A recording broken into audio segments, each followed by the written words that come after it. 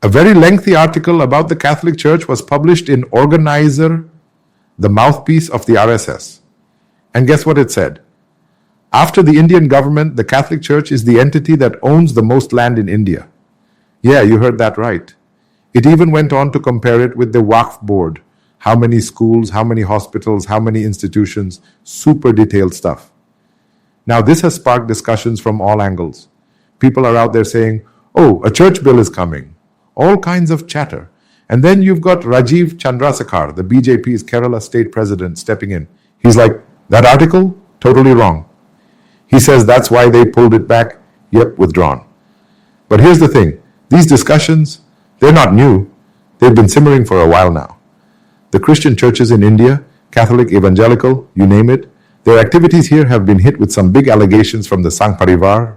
We're talking attacks on churches, pastors getting assaulted, and a ton of legal cases piling up. So, in connection with all this, my response? It's right here in this video. If you're interested, stick around and listen. If not, feel free to skip it. No hard feelings. Support me, criticize me, whatever. It's your call. Okay? Honestly, I'm least bothered about all this nonsense. But as a journalist, I'm not here to stay quiet. I'll say what needs to be said, loud and clear. Let's talk about India's education and health sectors. India was once called the Dark Continent, a land of darkness. That's the real history, folks. And who changed that? Christian missionaries. They poured their hearts into education and health, then and now. Back in the day, none of these so-called Sangh Parivar groups or organizations even existed. Let's get this straight. The country with the most leprosy patients in the world? That was us, our great nation. Why? Tons of reasons. Tropical conditions among others. It's contagious, right? And who tackled it head on? Who wiped it out in India? Christian missionaries who came here. Why? Because those who followed the Hindu religion saw leprosy as a curse. If you got it, you were deemed accursed. So what happened? They wouldn't let these people into homes or villages. Lepers were left multiplying on the streets, huge numbers. But who stepped up? Christian missionaries. They cared for them, rehabilitated them. Sangh Parivar, have you even grasped this reality? The British government saw this and acted. Hospitals, lepers, even orphanages, because here there was this practice of killing baby girls due to superstition. India was a land of superstition. Sati was a thing, people. Think about it. How extreme were these beliefs?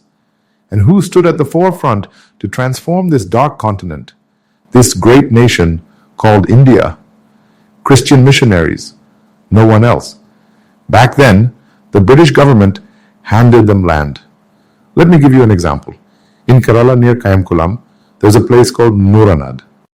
They had a leprosy hospital there, a sanatorium, massive property. And after leprosy was eradicated in Kerala, guess what's there now? A camp for a central paramilitary force. Same deal across India. They needed places to stay, right? So the British gave them plenty of land. Catholics, Christian community, whoever, because they were the ones serving these people. Sangh Parivar, listen up.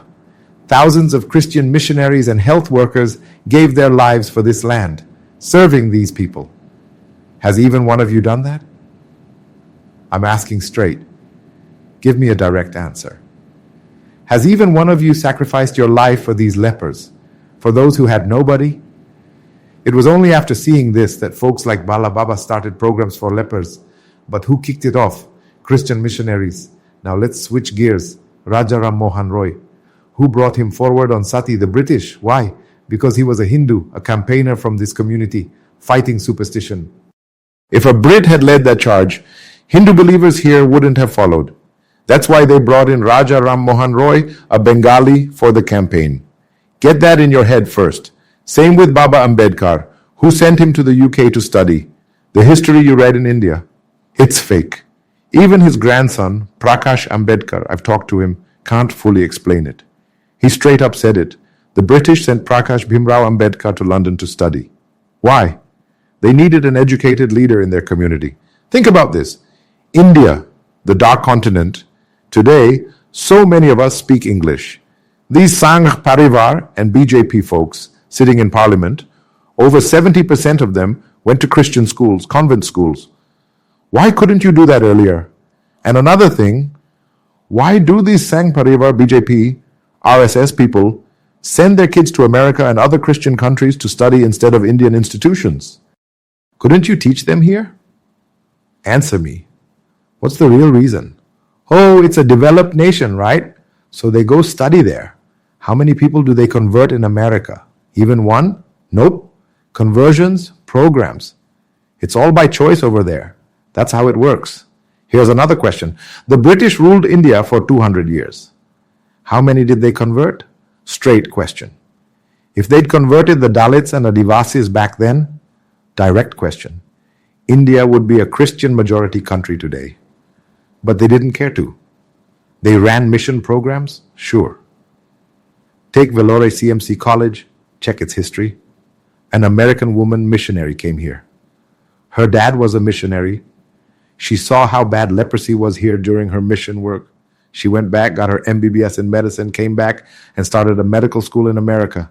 It began as a tiny clinic and grew into CMC Vellore. Its main goal? Eradicating leprosy.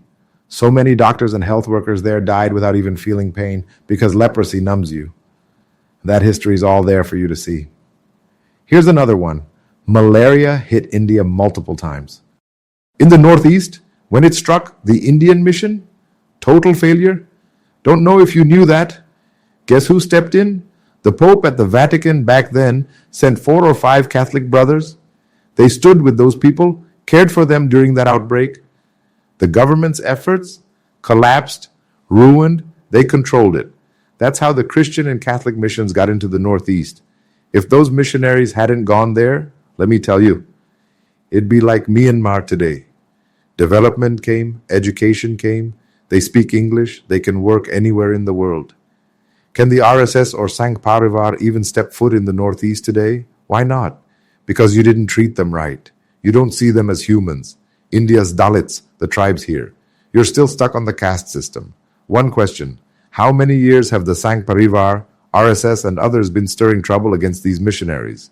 Where have you won? Fights, scuffles, cases, Jabalpur, everywhere, every year, every month, every day in India. Have you stopped it anywhere? Direct question. Have you changed them anywhere?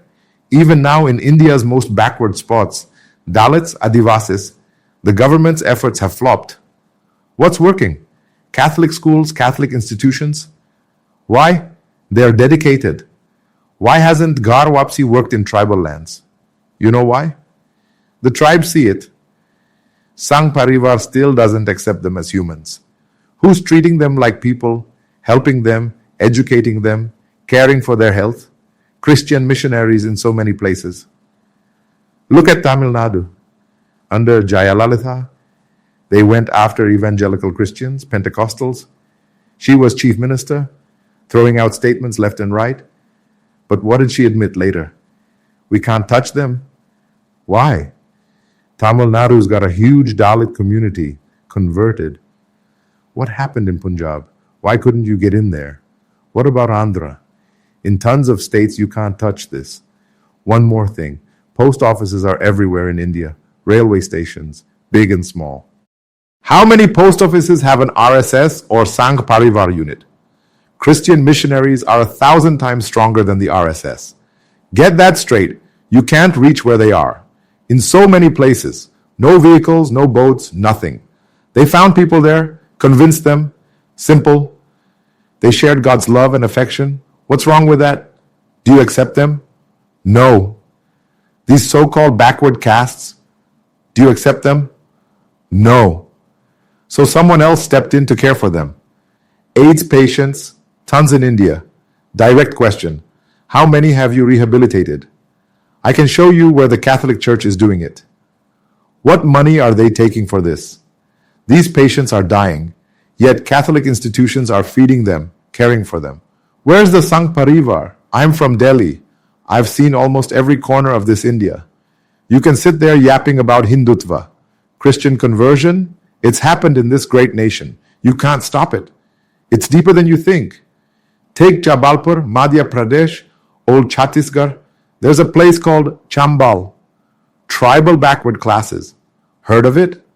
When floods hit, the government's cut off. But I've seen Malayali evangelists there. They preach the gospel, help people, give clothes, food. Show me one person, prove they were paid to feed and convert them. I'll shut this down today. I challenge you. Oh, and you've talked about Mother Teresa. In the last 50 years, has any of you done what she did? People kill their kids because they can't feed them or dump them somewhere. Mother Teresa took them, raised them, called them hers. What did she do wrong? You can't do that. India was starving. Families couldn't cope. She said, don't kill the kids, took the lepers, cared for the sick. Is that the biggest crime against you, Sangh Parivar? Can you do anything anywhere? Do it. No matter how much you fight. Christian missionaries and gospel workers have pierced India. Look at Tamil Nadu, Punjab, Haryana, the border belts. You can't reach there. That's the success story. Can you reach the Northeast? Anywhere? You can't even get close. That's the reality. Then you spout nonsense. Catholic Church grabbed this, churches grabbed that. What did they grab? Whose property? The British gave them land for mission work. Sanitariums for leprosy. Leprosy's gone. The land's theirs. Tons of places like that. Stop the nonsense. They're converting people.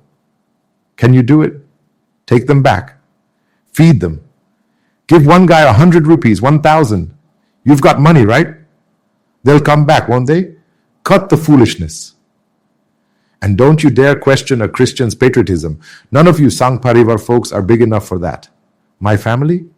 7 people fought in the 1971 war. How many Sangh Parivar families can say that? 7 altogether in 1971. You're not there yet. I told an RSS guy, this many from my family, how many from yours? You're not ready to challenge Indian Christians on patriotism. He's Indian too. He fought for India. India's in his blood. He's Indian for life. So don't try intimidating Christians here or the Catholic community I'm talking about. They're miles ahead of you. Education, health, believing in building this nation. That's what Christian groups in India stand for. Organiser waltzing in with RSS Sangh Parivar brain trust nonsense? That won't fly here. Old news. The government didn't raise these missionaries. Congress didn't. Sangh Parivar didn't. Whatever politics are out there in other states, whatever is happening, why back English education here? Why trust it enough to study? Today it's just Catholic Christian institutions. Why study in America? And while you're at it, why don't Hindus who go to America come back? I'll flip the question. Answer that too. Christians in India stand for India. No Sangh Parivar member is grown enough to challenge them, and they never will.